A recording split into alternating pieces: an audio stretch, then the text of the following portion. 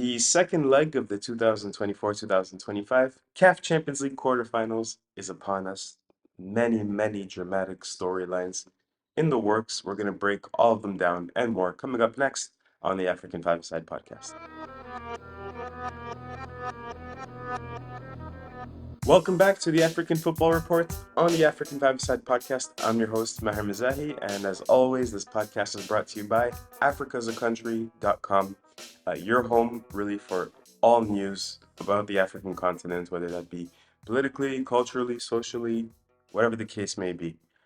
This week, there's a pretty decent article that I read about, it's called Liberal Internationalism After USAID, about the fact that this new American regime, as they like to call African governments, has decided to cut more than 90% of US aid. And the author, Margot Tudor, sort of argues that it's not necessarily a bad thing to be weaned off of US aid, but how do we do it and what alternatives are there that make us, that are a little less neo-imperialistic, uh, a little more self-sufficient. So I'll put the link in the description below if you would like to read it. I highly recommend you do.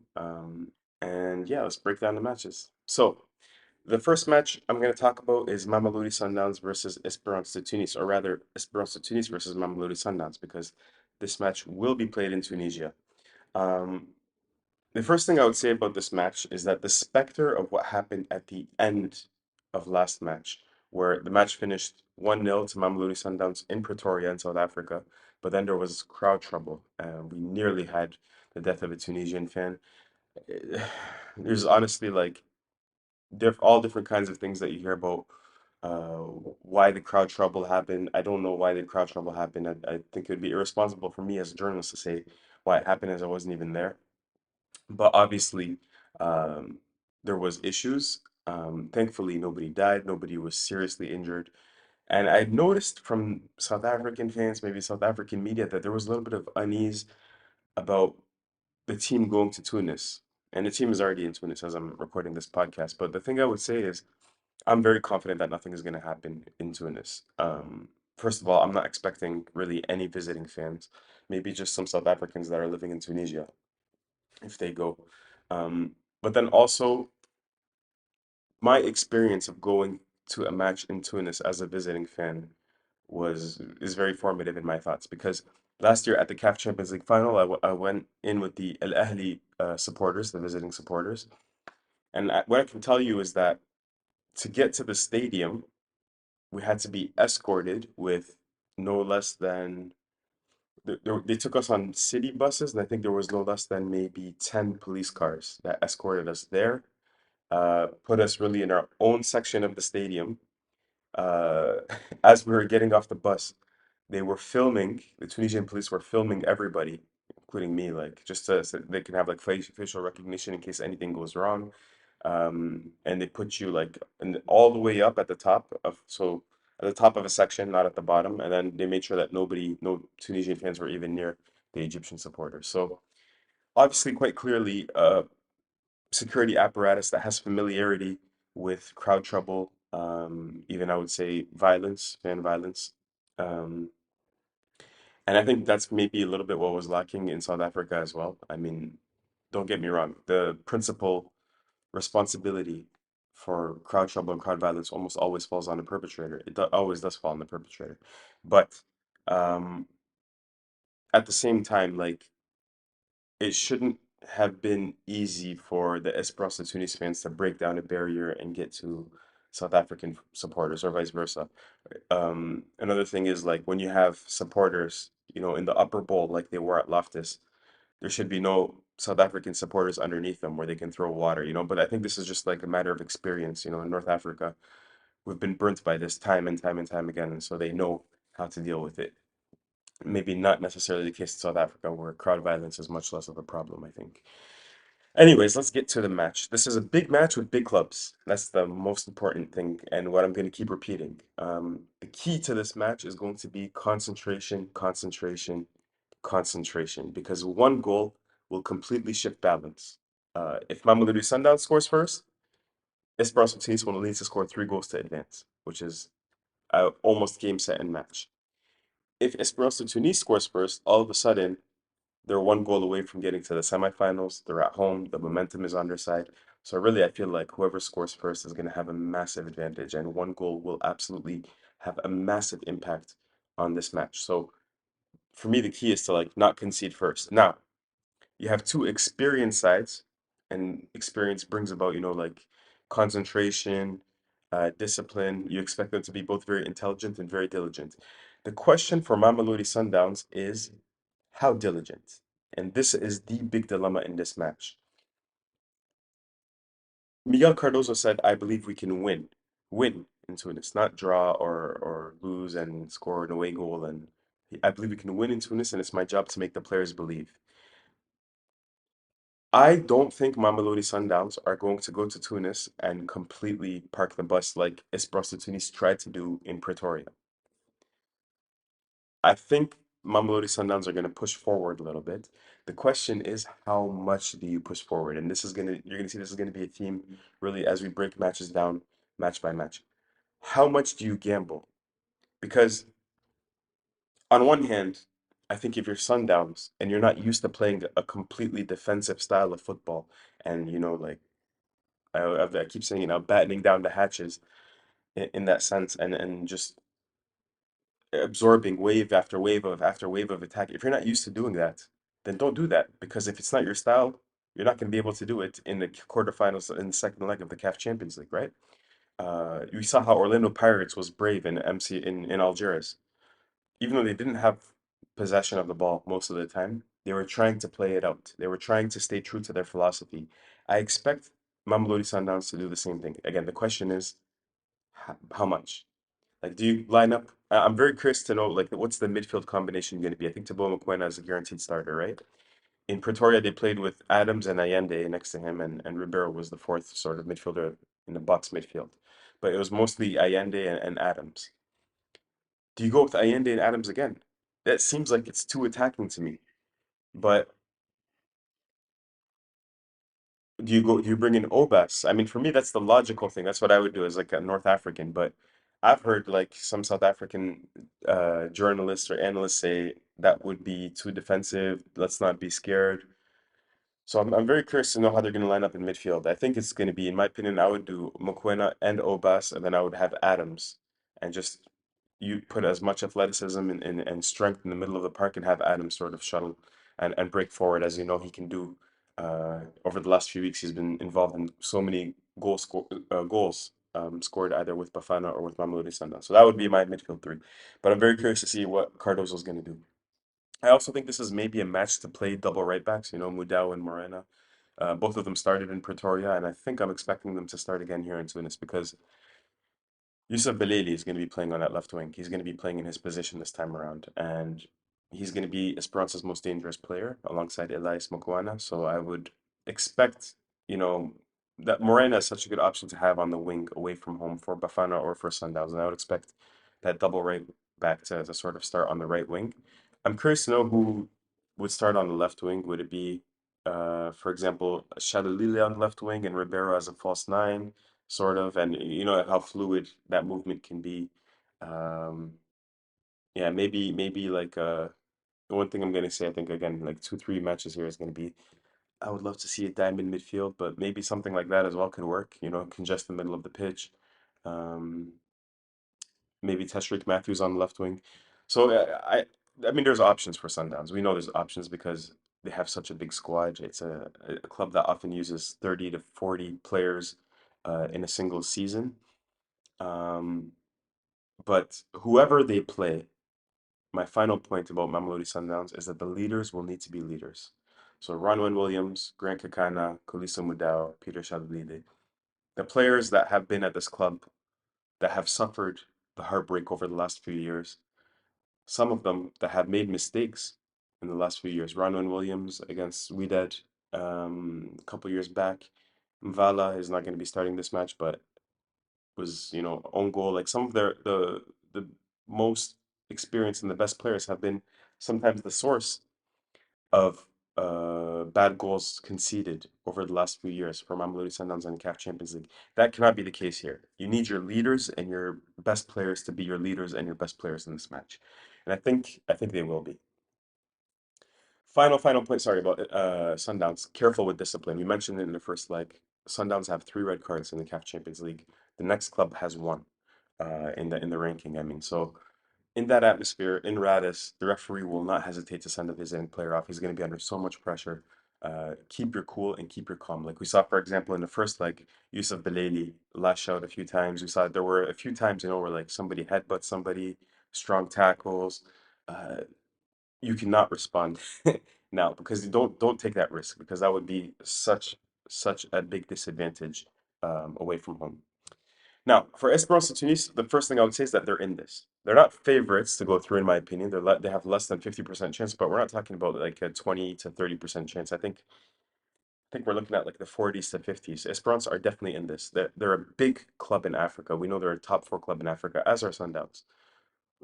But big clubs play in big matches and they have big players, and this should feel natural to Esperance de Tunis.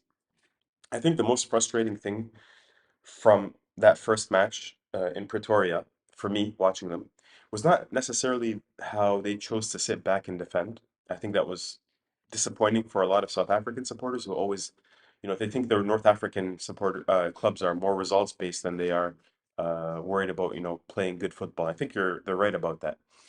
But me as North African, that didn't bother me so much. What bothered me more than anything was that Esperance's best players were not playing in their best positions.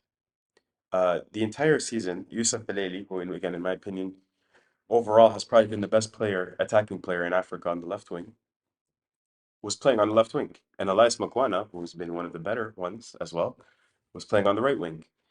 And here I understand you don't have, the number nines that you're used to having. I understand that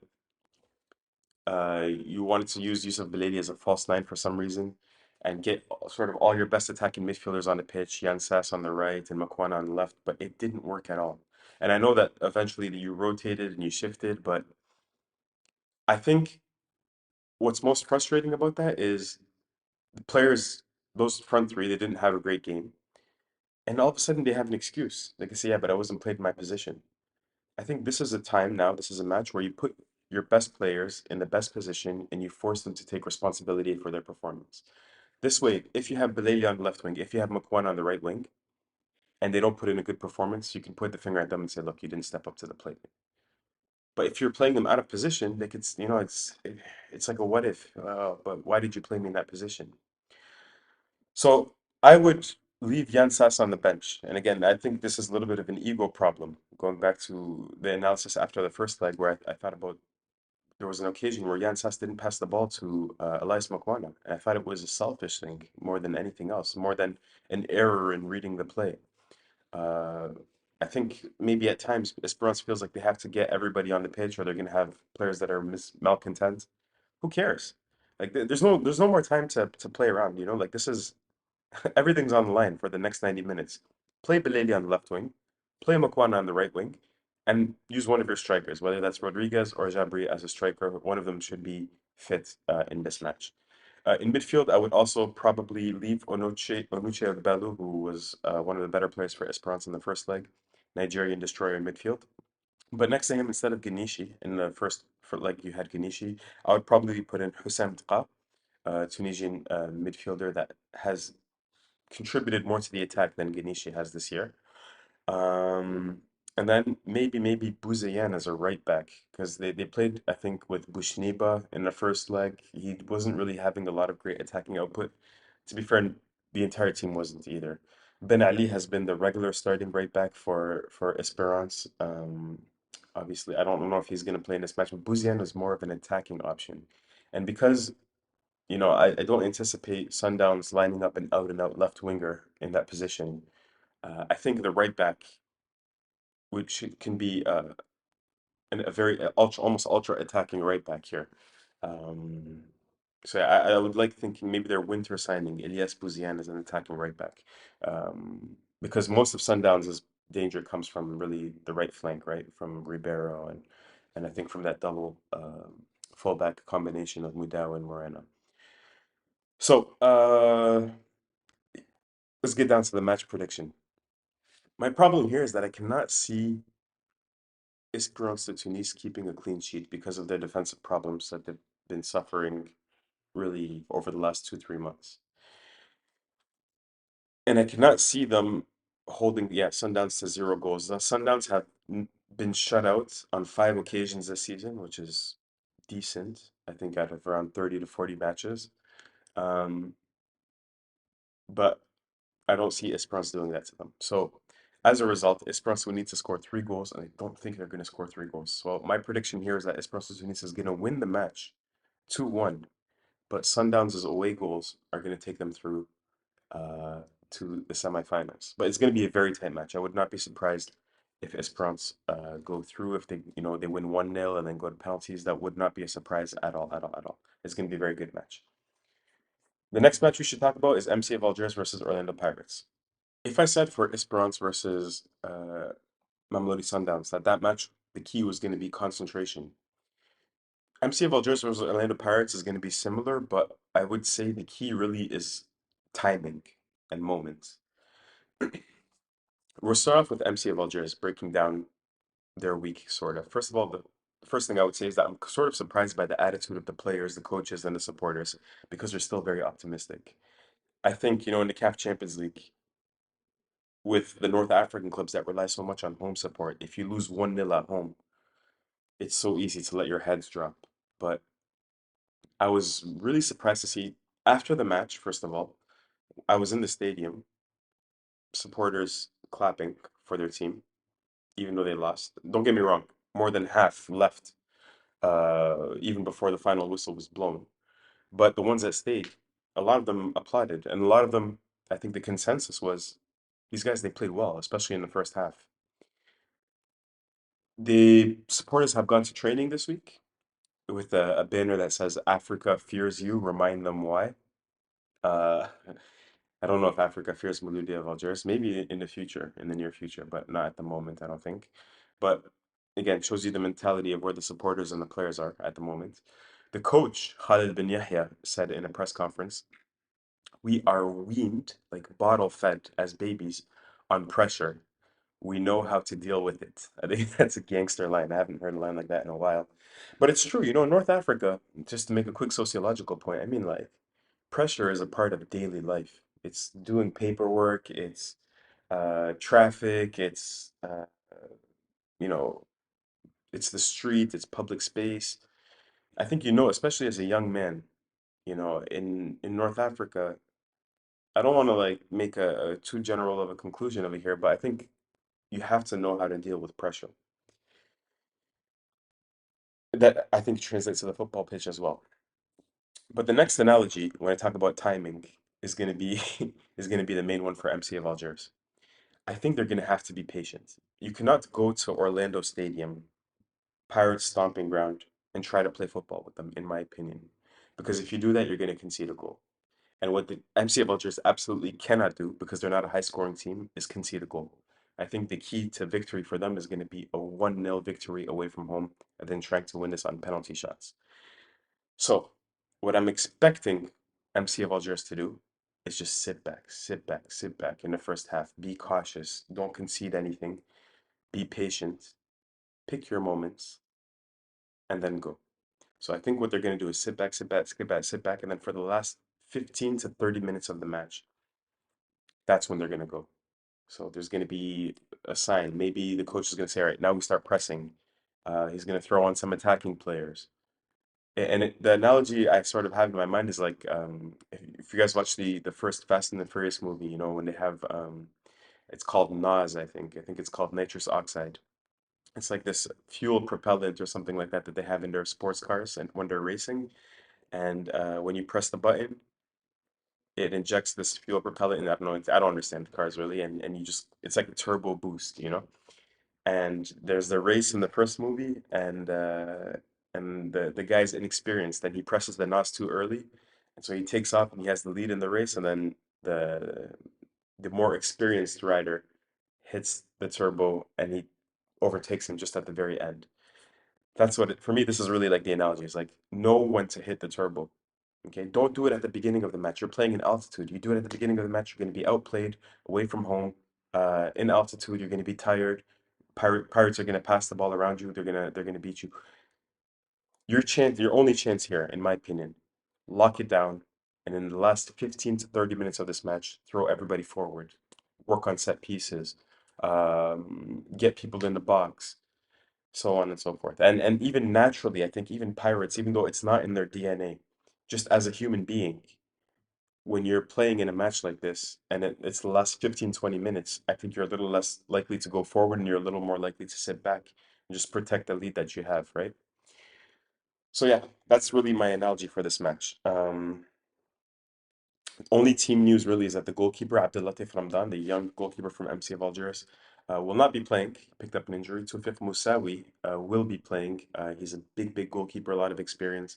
Uh, Formerly at Paradu. He's good, and he's a good penalty kick stopper as well. So no real big drop off here. Bringing on the second goalkeeper instead of the first. Otherwise, I expect it to be the same lineup for MC of Algiers, maybe bringing out somebody like the Albi Tabti, who's more of a creative midfielder, good in possession, and bringing in somebody like the Burkina Faso midfielder, Mohamed Zagrana, a little more all-action midfielder. If MC of Algiers are going to have a chance here, their front line is going to have the match of their lives as well in those right moments at the end of the match. So, for example, Kipre Zunan Jr., the Ivorian winger, had, I thought, a pretty wasteful and ineffective first leg match in Algiers, just dribbling too much and not being efficient. He's going to have a good match here. Continue to be dribble, continue to be aggressive, but when it's time to make a pass, make the pass. Bangura, Mohamed Bangura, the 20-year-old striker, I thought was probably MCF Algiers' best player, but he was a little bit isolated. He's going to be isolated again in the second leg, not just in the first leg. Doesn't matter. You're going to be isolated sometimes in football. Find a way to make a difference. That's what he's going to have to do. And then maybe whoever is going to be on the left wing, I don't know who it's going to be. Maybe Naiji, probably. Whoever it is, be efficient with your chances. Naiji had 2 to 3 clear goal scoring opportunities in the first leg that he didn't manage to convert. Now, credit to Sibo Chain who made those saves, but Naiji will have to convert those when he gets them. Again, if MC of Algiers are going to have a chance here. So this is so difficult, really, for MC of Algiers. They're not favorites here, and I give them much less of a chance than Esperance.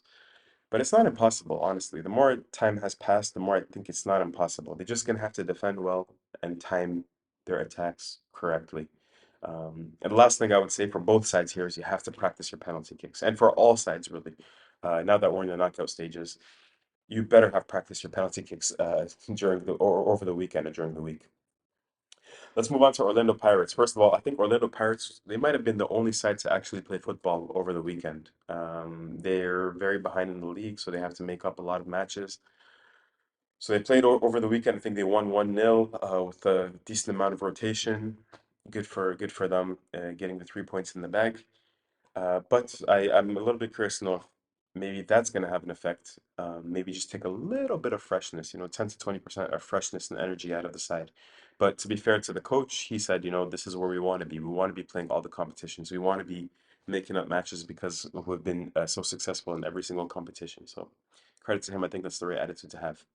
Speaking of the coach, Jose Rivero, the Spanish manager in his third year at Orlando Pirates, and this is big, big news, has decided that he is no longer returning with Orlando Pirates next season. Uh, my first reaction was wow. My second reaction was wow. My third reaction was where the hell is he gonna go? It feels like such a natural fit that it feels wrong for him to be leaving in a little bit, but I understand it. He's from Spain. South Africa is a long ways away from Spain. I think his family, have stayed in Europe. They haven't really come down to South Africa, from what I'm understanding. Maybe he's feeling a little homesick. And apparently, according to South African friends that I trust, he has been very highly sought after in North Africa and elsewhere in world football. So it's not a surprise to me. From what I understand, when he came in, Orlando Pirates, I think, were around seventh or eighth in the league table. He comes in, I think he was called a plumber initially. People didn't know who he was, and fair enough. Like I might have had the same reaction when I look at his CV. But I think nobody can deny that he's done an incredible job over the last 3 years. I think he's won 2 trophies in the first 2 years, 2 trophies in year one, 2 trophies in year two. I think he has one this year. or he's in the final this year, and obviously he has them sort of back to where Pirates need to be as a club, uh, chasing the title and in the knockout stages of the CAF Champions League with a good chance of getting to the semifinal. In 3 years, great results, but more importantly than the results, I think, if you ask Pirates fans, from what I see online, people seem to be proud of their club again, and I think that means more than any kind of trophy is, that momentum of, going all around South Africa and seeing Pirates supporters support the team again and be invested in the team again. Um, there's a really good documentary that I watched on the Orlando Pirates channel, YouTube channel called, I think it's called Inside Bucks Camp. If you haven't watched it, I'd recommend you do. And they did a portrait of the coach just 7 to 10 days ago, something like that. Um, and I watched the full 2 hours because there's a part one and a part two. And I didn't get a good read of his personality prior to watching it. And then as I watched it, he's just such a cool guy, right? Such a nice guy, respectful. You can tell he has a great, close personal relationship with many of his players, and even many of the players. You learn a lot about their personalities through videos like that. Like Tapelo Toki is not a player that I knew much about, but hearing him speak, it seems like a very deep person, very intelligent person. The center half from Pirates, Patrick Masongani, you get a little glimpse of his personality as well, like how tough of a player he is. There's a passage where I think he's wearing number 10 for Pirates, and I think they speak to Joe Mosono, the legendary Bucks player, who says, like they're asking him, should your jersey be retired? And he says, it's up to the club, blah, blah, blah. And they say, what do you think about, Maswangani, good player, right? And he goes, yeah, these players are good, but you cannot compare an elephant to an ant. And you could see that it hurt Maswangani when he said that. And he almost took it like as a chip on his shoulder. And I like seeing, like little glimpses into player personalities, and that shows me a lot of mental strength too. Because it's not easy for any player to hear that from a club legend. Um, and the way he's sort of taken it on and just not let it bother him. Again, I'd highly recommend you guys go watch those documentaries. But when I did watch it, I just felt like, why is he leaving? He's such a good fit here. He has such a great relationship with the players. Not only that, his style of football is one that's very well appreciated in South Africa, and I think by Pirates fans and even like Sundowns fans and everything. If he goes to the north of Africa, and this is like I know this region very well, will he, first of all, is he going to be given time here? Like, that's one thing. Like, there have been coaches with much bigger names that are just given 3 to 6 months, and he obviously has a philosophy that it will take time to sort of instill into your players, and it's going to take time to start playing that good football, and then the results come as the football is being played. But in North Africa, there's so much pressure for results. It's a results-based region of the world. Those leagues are. They don't necessarily care that much about playing beautiful tiki-taka football. That's a bonus, don't get me wrong. And I think most supporters would want their clubs to play like that, but it comes after results. It's secondary, if not even tertiary, to the equation. So to go from South Africa, where you're universally loved, where your style of play is already implemented, where you're still making steps, not like you've, finished the game. You still haven't won the league, haven't won the Champions League. There are still things to be done. To go to the north, I don't know if that would be wise. He would have to choose his next destination very, very carefully, in my opinion. But yeah, anyways, enough of oh yeah, last thing that even makes me think like that.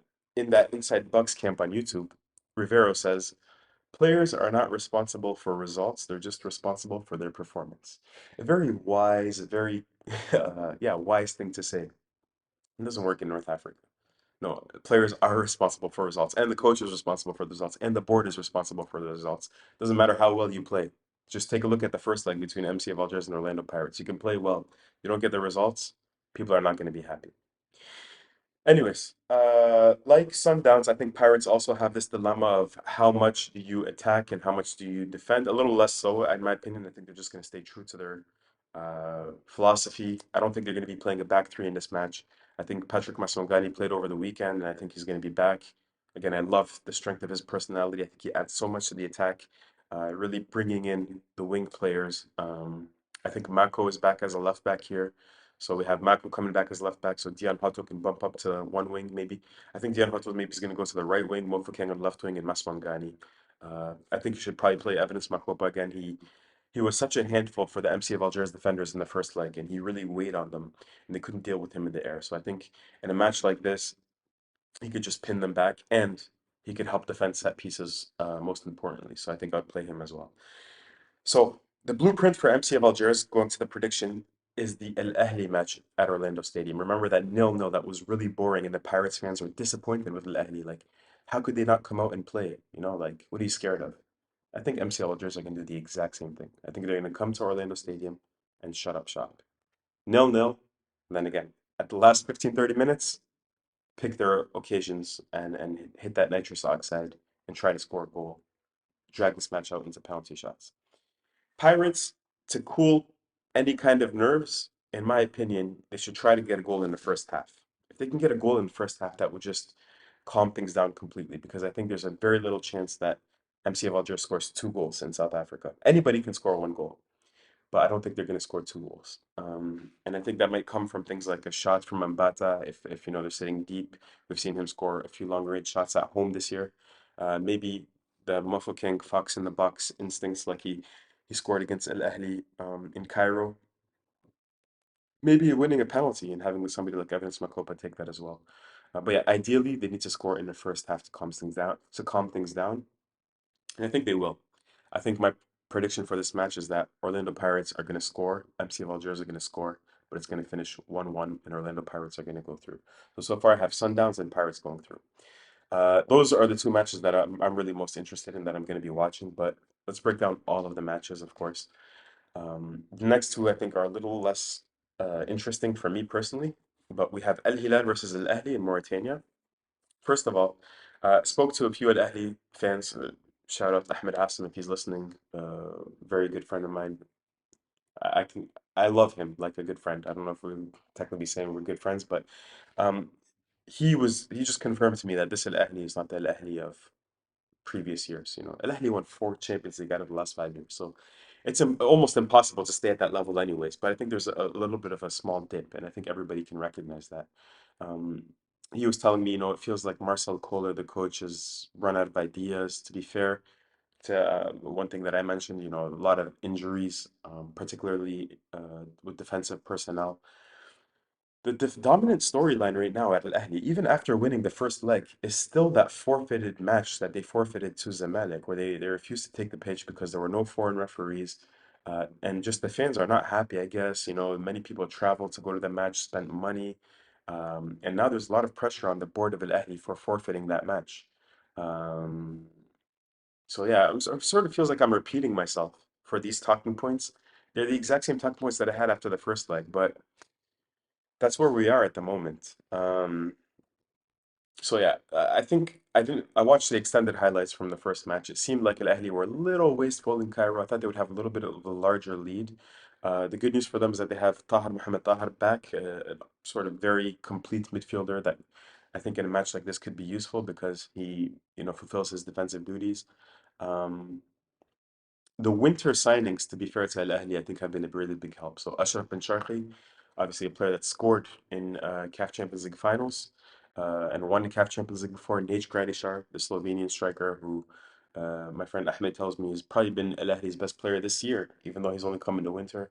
Ahmed Reda was very, very good starting matches in midfield um, and providing energy and a little bit of bite to midfield. I guess except for the Zamalek match, he was really good as well. So I'm interested in how Al Ahly are going to line up in Mauritania. In the first leg in Cairo, they lined up with Gradishar, Abu Ali, Ben Sharki. Is that right? Gradishar, Abu Ali, Ben Sharki, and Ashur. So those three, and then Ashur is a central attacking midfielder. I don't think they're going to line up like that again. I think that's too attacking. So what I would do is I would have Abu Ali as your point man. I would have Gradishar as a like a 4-4-2, just like giving him the freedom to move around and do whatever he wants to do.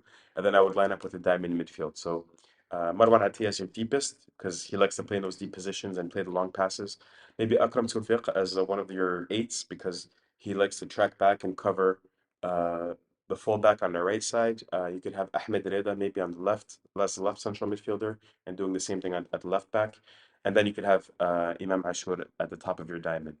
Um, as for Al Hilal, they're missing a few players. It's been a problem for them throughout these knockout stages, is that they've had injury issues.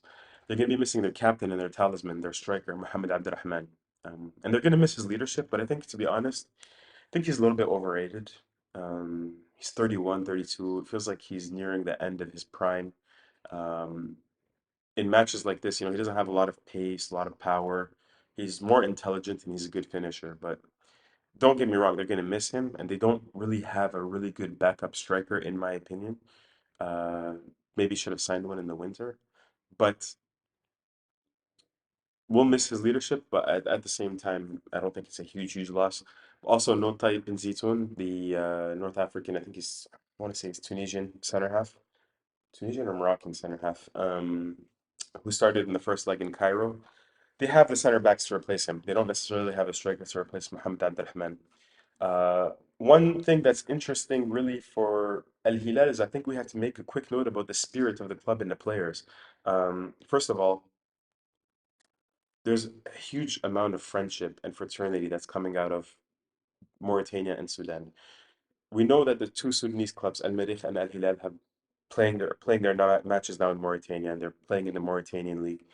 One thing I would say is that, and it sort of slipped the radar for me, but there's just so much brotherhood happening here, and the Sudanese people and these clubs are so happy that they're able to play in Mauritania, and they see the Mauritanian people as, like brothers, and they really, really appreciate it, and it's vice versa. I think the Mauritanians are very hospitable people, and they're really happy to have these Sudanese clubs come play in their league.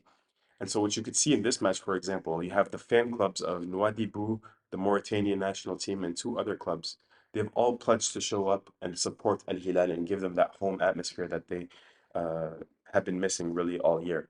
So I think that's a nice heartwarming story, right? And in a small stadium of 8,000 people, I think it should be packed, and mostly with Al Hilal supporters. I even saw one journalist say, because we have the Arab Cup that's coming up at the end of the year, so just before the AFCON, I think in November in Qatar, and I saw a Sudanese journalist say, let's just let Mauritania go instead of us. Just nice things like this, like I really didn't realize the extent of the love and the fraternity and the brothership between these two countries. And sometimes, these are the positive effects of wars that you can maybe sometimes you have, like build good relationships. Um, Obviously, much rather not have the civil war, but yeah. Anyways, the spirit seems good. It was also good to see that Al Hilal got to play in front of their ultras in Egypt, because Egypt obviously borders Sudan. So a lot of Sudanese, when they fled the civil war, and even before, there's always been long historic ties between Egypt and Sudan. So you have a huge Sudanese community in Egypt. They went to Cairo International Stadium. The ultras were there. They got to see the players again. You saw a lot of supporters go to the team hotel, take selfies.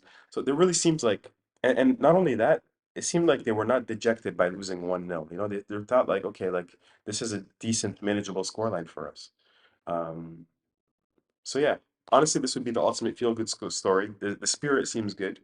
I would say the spirit at Al Hilal is better than the spirit at Al Ahly, but just the quality of the player at Al Ahly is just on another level, in my opinion. Um, I want to see Adama Koulibaly start this match, not come off the bench on the right wing. Gura Magisha was one of the more dangerous players for Al Hilal in Cairo. He should start on the left flank as well. Yasser Muzammil is probably going to be the backup striker that's going to start after Mohamed Ahmed has been ruled out. He's fast, but maybe doesn't have the physical presence that they need. I would love to see them have like a player like Fiston Mayele. But yeah, in theory, El Hilal needs to have the same attitude as Esperance, where they need to be patient and don't concede. If you concede, I really don't think that um, they're going to be able to score 3 goals. So do not concede. Um, the thing is, like Esperance, I don't see them keeping El Ahly goalless. For the Esperance match, it's because I don't trust the defense. For this match, it's because I think El Ahly has too much quality in attack. It's more the quality of the attack of Al Ahly than it is the Al Hilal defense. So my prediction is going to be a 1-1 match, and Al Ahly is going to go through. And finally, last match that we should talk about is, well, we're going, this is a long episode. ASFAR against Pyramids. First of all, along with RS Berkane in Morocco, Pyramids have been the best side in Africa this year. I mean, when you judge them on league performance and what they're doing in the interclub competitions. Just a quick statistical breakdown. Under Krunoslav Jurcic, the Pyramids FC coach, they've been scoring about 2.5 goals per game. This year in the CAF Champions League, they've been scoring about 2.8, almost 3 goals per game. They have 12 goals in the last 4 matches, so steady to form, even outperforming that over the last 4 matches. They're going into this match with a 4-1 lead. That means ASFAR have to beat them 3-0 at home. ASFAR have won 3 matches this season by a margin of 3 goals. They won 3-0, 4-0, and 5-0. All of those were at the beginning of the season, so not anytime soon. And all of those were to sides in the Moroccan Boutola that were not in the top half of the table. So this is, in my opinion, Pyramids are one of the best. So they're doing this to really like smaller teams, not to one of the best teams on the African continent. Um, they've never, by the way, scored more than 3 goals in the CAF Champions League as far. Um, so I think there's no way that Pyramids loses this match 3-0. There's no way they get shut out as well with their how prolific their attack has been. So I mean, it's very quick, very statistical analysis, but I definitely expect Pyramids to go through. What I would like to see, going back to that diamond midfield, I would like to see them overload the midfield, bring in Ahmed Atif, bring in Walid El Karti alongside Mohamed Lashin and Plati Toure, and then maybe have like Mustafa Fathi alongside Fiston Mayale in attack. And just leave Ibrahim Adil on the bench, give him a little bit of a breather. You know, you're going to be in a match probably where you're not going to have majority possession. No point of having him sort of chase and run around and defend and anything like that. Even though he's been incredible this year, it's been so good when you have high hopes in a talented player and they deliver. You know. Um, so yeah, the only way Pyramids lose this match, in my opinion, is if they beat themselves. And even then, I think they would it would be tough for them to lose 3-0. But ISFAR actually beat themselves in Cairo. They gave away at least 2 goals. If you're Pyramids, you say, okay, do not give away goals. You know, let them break us down if they can. And if that happens, there's no way they're going to get to 3 goals. If you give them 2 own goals or something like that, that's when things might be a little bit complicated. So that's why I would say, like, just be cautious here. You can sort of just show up and just defend, in my opinion, for 90 minutes. Um, the the reason why I think these players are not going to beat themselves is because they're established internationals, like Lati Toure, Mohamed Lashin. That's Burkina Faso international. That's Egyptian international. Mustafa Fathi is Egyptian international. Ibrahim Ad is an Egyptian international. Fiston Mayel is DRC international. Ali Gabr is an Egyptian international. I can keep going on and on. They're all international players. They're all getting paid very, very well. But for those of you that don't know, Pyramids FC was a club that barely existed, 5 to 10 years ago. They were called LSUT, which is like down the Nile River, south in Egypt. I think there was a club that barely had any fans. And Turki al-Sheikh, one of the most influential men in Saudi sports, bought the club. And he sort of, I think, wanted to create a counterweight for Zamalek and Al-Ahli. To be fair, he actually did it, man. He just pumped in a bunch of money. Then he got bored and sick of it, and he sold it to, I think, Emiratis. So their players, for example, in Egypt, they get paid in US dollars, which is a big, big deal, and not getting paid in the Egyptian pound, which has depreciated many times over the last few years. Um, so yeah, they're getting paid good money. They buy experienced internationals. They're on high payrolls. Just because they have that professionalism, that experience, I don't expect them to beat themselves. Still, I think if I was Jurcic and if I was Pyramids, I would go there and just play defense. That's the North African, Algerian slash Tunisian in me. Well, I'm not Tunisian, but like I think I identify to their football a lot. Um, I don't think they're going to do that. I think Pyramids are like the South African sides and Al Ahly. They're so confident in who they are. They're probably just going to line up normally and play football and score goals and not worry about it at all. Um, as far the little bit of an emotional week for them, club legend Mohsen Bouhlal passed away. I think they're gonna have a minute of silence before the match. There's a good I pointed him out before, but there's a good brother that previews and recaps the CAF Champions League called CAF Champions League Gazette.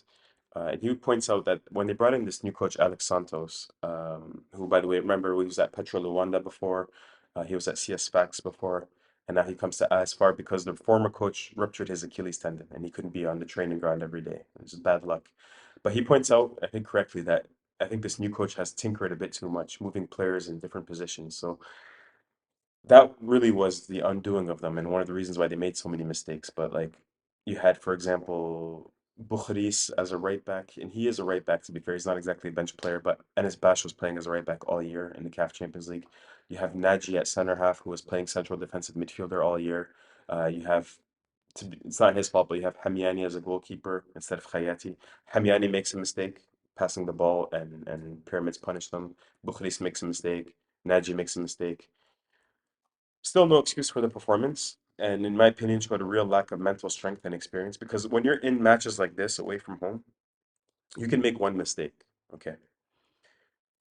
Really experienced sides and mentally strong sides will know how to limit that to one mistake. They won't let it snowball.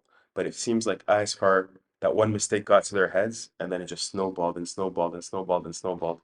And you end up with a 4-0 scoreline. And Pyramids can do that to you.